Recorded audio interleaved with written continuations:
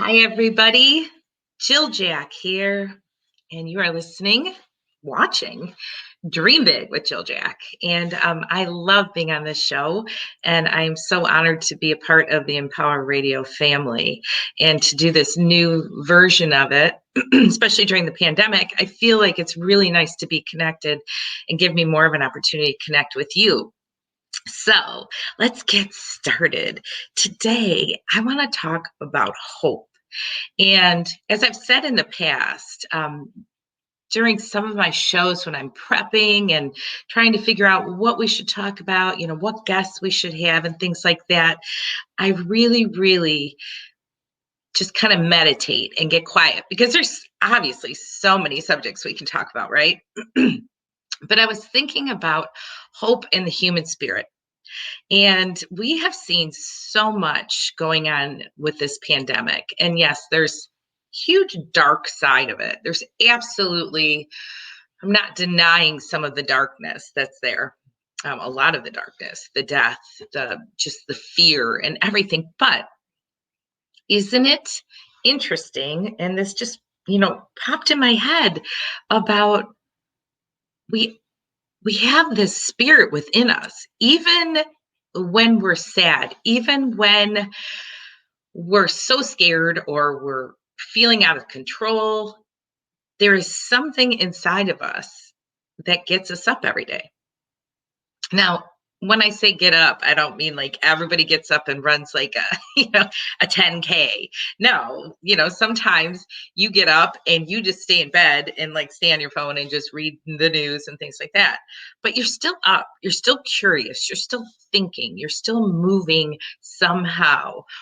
Where does that come from? I mean, I'm curious myself. Like, Mother's Day was yesterday, and it was Mother's Day was Sunday, and it's a tough day for some people. Some people have lost their mothers. Some people are estranged from their mothers, and then there's beautiful things about Mother's Day. But no matter what, that day really seems to bring out the human spirit in people. I watched. I don't know if you've seen the show with Tom Hanks. I'm trying to think of the movie now, where he portrays, I'm going to lose it. I can't think of it. But the bottom line was the theme of the movie in it was that this man had Mr. Rogers. Thank you. This man had a terrible relationship with his father. And in that movie, Tom Hanks portrays Mr. Rogers, and he says, you should thank your father. Now, this man's father was an alcoholic. This man's father was abusive. This man's father did nothing to support and motivate this man.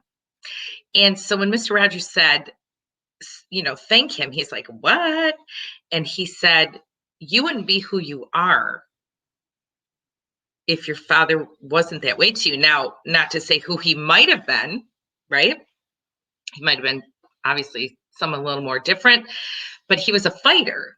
He wanted to succeed. He searched for the truth. He was a writer. He wanted to really work hard. Now, who knows what would have happened if his father was supportive? I'm not saying it's not important to be supportive to your children. It is. But somewhere in that man, even though his father tried to beat him to a pulp physically and emotionally, he had human spirit. He had hope. There was something in there. Now, he was damaged. His wife had a hard time connecting to him and things like that, but it's still in there. So there is a seed of hope in all of us. There's a quote from Anne Frank from The Diary of a Young Girl, and it says, it's really a wonder that I haven't dropped all of my ideals because they seem so absurd and impossible to carry out. Yet I keep them because in spite of everything, I still believe that people are really good at heart. That's Anne Frank. Okay? Think about that. Just let that sit in with you for a little bit. Somewhere in this young little girl, there was hope, and she understood the human spirit. And she had it even as a little girl. We're born with it, I guess, right? Once we start really thinking on our own, who knows when that really is, there's something within us. So, I was thinking about this morning. Couldn't believe I woke up in the middle of the night last night and saw snow on the ground. And I was like, oh, I can't take it anymore. And I know there's bigger problems in the world, but I was one of those people that put flowers in too early. Whoopsie daisy. And so I was afraid that my flowers would just freeze and die. They didn't, surprisingly, yet. But I thought about that when I got up this morning. And yet I still had hope. I had hope that I was going to look out the window, and I had hope that I was going to be able to see that my flowers were still standing up, and they were, you know? So what drives you? What is something that um, brings you that feeling? It's that gut feeling of hope. Now, I do read the Bible. There is a lot of discussion about hope. There's a lot of discussion about faith, obviously, and my faith is very strong. But it can be tried, you know. Uh, and even like when I read things about Buddha, and right now I'm reading the Book of Joy, which is so awesome. If I can recommend you guys to read that, oh my God, it is so good. It's with the Dalai Lama and the Archbishop Tutu, and their relationship, and this week together, how they are, and they do talk about hope. They do talk about the human spirit. Now, when you think of Dalai Lama, he's like always smiling. And even Archbishop Tutu was smiling. They have this kind of aura about them. But in the book, it discusses how, it's not like they're ignoring or unaffected by all of the dark things in the world. They know about unhappiness. They know about starvation. They know about just the suffering that goes on in the world. But somewhere in there, they find hope and joy. And they know that it's in the human spirit. And we have to protect that. Okay. We have to protect our human spirit. So this week I was asked, or last week I was asked a lot to do benefits, believe it or not, virtually. And while it seems easy, you just push play and live, whatever, record, there is a mentalness. It's kind of wears on me a little bit because, one, I prefer to be with people when I perform. I prefer to be around the human spirit. And this pandemic is keeping that from me, that connection. So all I have while doing these concerts, and I'm doing them for great causes. A lot of nonprofits have been asking me to do stuff. And if this is how I can give, oh my gosh, thank you for the opportunity. I feel blessed to be able to give. But I could feel being on the computer and just not being able to totally see how people are, and just only seeing these little applauses and these little hearts coming through, that I wasn't sure how it was affecting people. And there were people on there that, like, I would see their names, and it was people I hadn't talked to in a while. And it was like, it's such an emotional thing for me. And so what I felt by the end of the weekend was depleted. I felt totally depleted. Now, why? I don't know. I can't explain it. But I also know that when you recognize that your human spirit, your soul is like, feed me. And sometimes all that means is step back. And it means to take a breath, to get quiet, to envision, I do this a lot. I envision my soul. I've said this before on my shows, that my soul is basically everyone, there's been a reading I saw that it said, picture your soul as something like something attainable that you can envision. And so I always picture it. Of course, chocolate has to be involved. I picture like those M&M guys, the ones with the little white hands and they wave. That's what I picture. I picture that as my soul. And I felt like my soul was melting, and he wasn't chipper.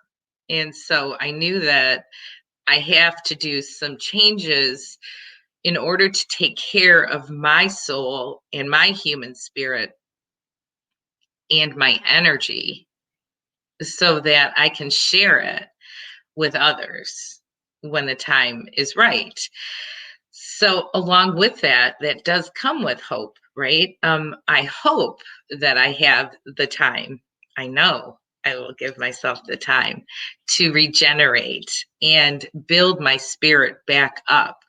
You know, Mother's Day is hard for me. And it was beautiful in the sense that my daughter did an amazing job of making me breakfast, and my husband took really good care of me too. And they bought me a plant, and it was so nice, and it didn't die in the freeze. Yay.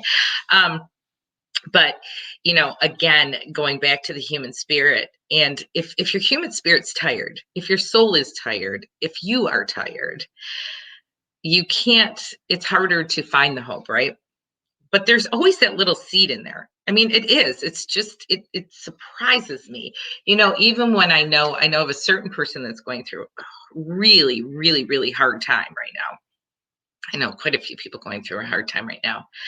But somewhere in there during our conversations, when they're saying how all of these things are happening to them, and it's just so sad to be going through life altering negativity during a pandemic. It's like, are you kidding me? But somewhere in there, in their conversations or in their actions, they are still moving forward. They may feel like they have bricks on their feet while they're walking forward, but they're going forward. And to me, that is hope. That is saying somewhere out there, they believe that there is a better life for them, or that there is going to be an opportunity for them. And this is some of the people that are dealing with some of the darkest stuff you could imagine. And it blows my mind that somewhere in there, they still have that seed in them. Now, it may be from support of other people, like things I may say to them, or things that family or friends may say to them. But still, when it comes down to it, when it really comes down to it, when they speak and when they move, that's them. That's not me. That's not their family. That's not their friends. That is their human spirit. That is their hope that there is something, and something is pushing them forward. And I think that is amazing. I'm going to read this, a couple other quotes. I believe that imagination is stronger than knowledge, that myth is more potent than history, that dreams are more powerful than facts, that hope always triumphs over experience, that laughter is the only cure for grief, and I believe that love is stronger than death. Now, that is written by Robert Fulghum. That's Fulghum, from All I Really Need to Know I Learned in Kindergarten, Uncommon Thoughts on Uncommon Things. Now, let me repeat that too, because I think that is it's such a huge statement. It kind of helps me wrap around where hope comes from. So, that the imagination, he says, I believe that imagination is stronger than knowledge. So how many times do you know, like, all right, and I know for me, where if I try to get a gig or I try to get something, and I mean, man, I have been turned down by people a million times, but I keep going back. I keep going back saying, I know my music will be great at this festival, or I know I could open for this national actor. I know. So somewhere in there, in my imagination, in my hope, in my human spirit, it overrides knowledge. It overrides knowing that I may get turned down, knowing that they've turned me down before, and knowing that it may not work out the way I want it to. But somehow in my imagination, in that hope, in that human spirit, it overpowers it. So it's stronger than knowledge. The myth is more potent than the history. So how many times when we think about the government, even, I mean, every time there's a presidential election, the new president comes in saying they're going to do this, that, and the other thing, even though history has proven many times over that presidents will get in and they won't be able to get as much done as they thought they could. But guess what? The myth in their mind, they will say, I will get this done. And it overrides the history that they know, that they've seen, that they lived in, but they do it anyway. And I think that's so important for all of us, that even though we may be on a path somewhere where we've seen somebody else go down that path and we're like, oh, that's what could happen. But you know what? I'm going to say no. I'm going to go down that path and it's going to be different for me. So, and then, of course, I'm all about dreams, right? That dreams are more powerful than facts. I agree with that. I have seen miracle upon miracle in my life by just dreams that I've had. Just having this thought that would come to me in my sleep, and I would then wake up in the next morning and act on it. Now, it was a dream, for God's sake. It wasn't a fact, or people saying to me, "You can't pull that off. There is no way you're going to pull that off." Or people who live in fear would tell me, "Are you crazy? Why bother? Just sit home. Don't do it. Don't put yourself out there." You know what? But the dream always, always, always overrode my facts, for sure. I've lived my whole life that way. And it just works. It works for me, and I've seen it work for my clients, and it really is awesome. Why not? We're on this planet. Let's just have a little fun. Okay.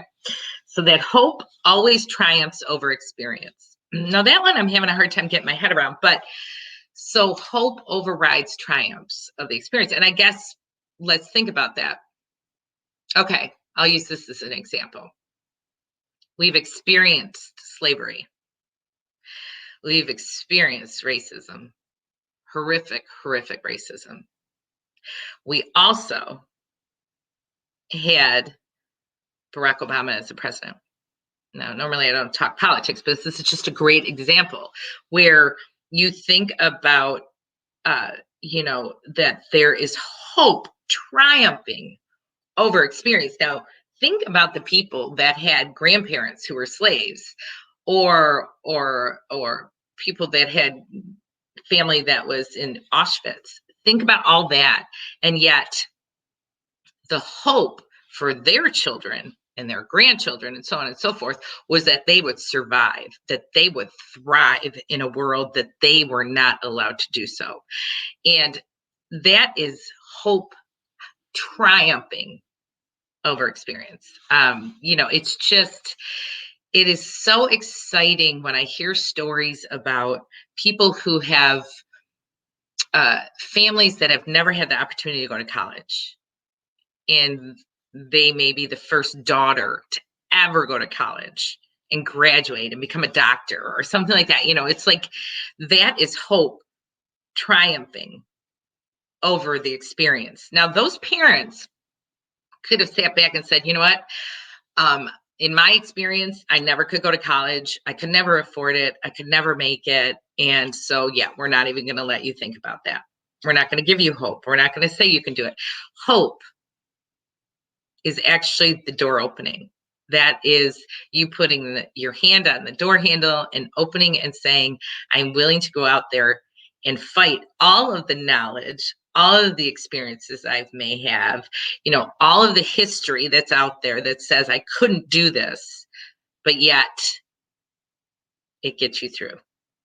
Think about Albert Einstein. Think about all the scientists. Think about all the people that have had to go over and over and over again, and in their experiences, their trials were not working, and anything could tell them to stop, like enough. You've spent money, you've spent time, you've spent a lifetime, you've taken time away from your family, just the sacrifices that you did to try to make this work. Just stop.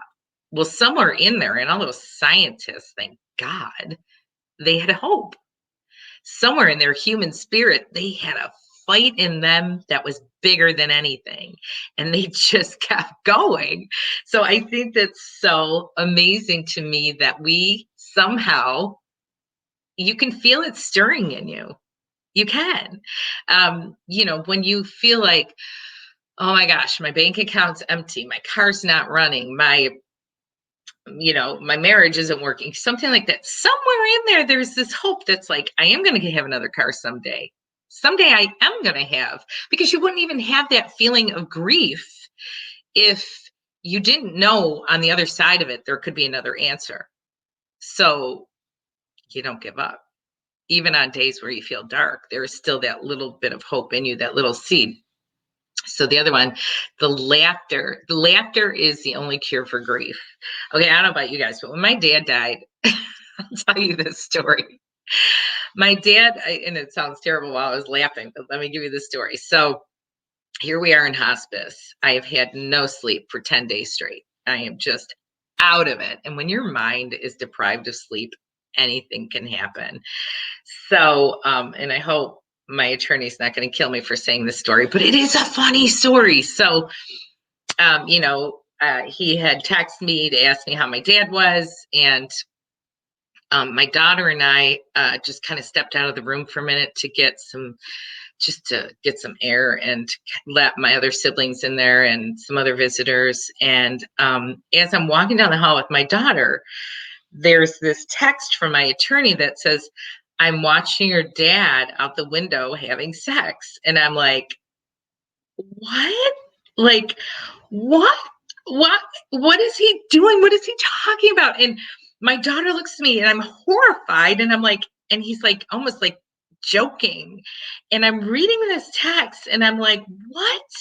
And so my daughter and I Emma's like, what does he mean? And so then the next text comes in and it's this horrified emoji, and he is like, "I am so sorry, that wasn't supposed to go to you, that was supposed to go to my wife.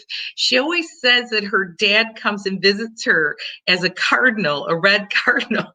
So when he looked out the window, the red cardinal was mating with another cardinal, and that what text was supposed to go to her, not me. But the story, my daughter and I, in the midst of death, in the midst of hours about to lose my father, were laughing so hard I almost peed my pants. We had tears just streaming down our faces.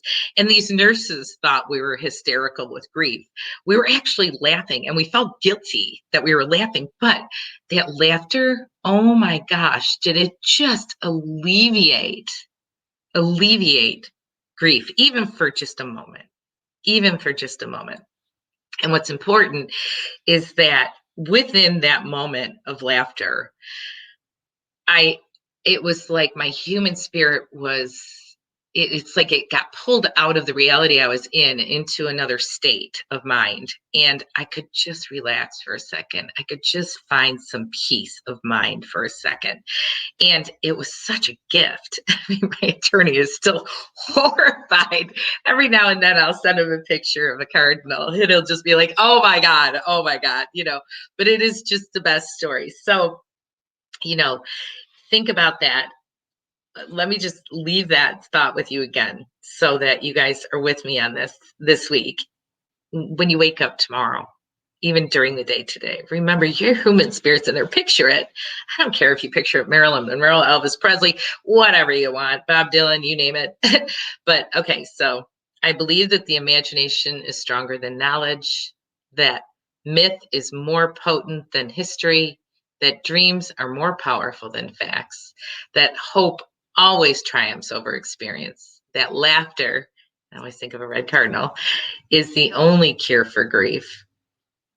And I believe that love is stronger than death.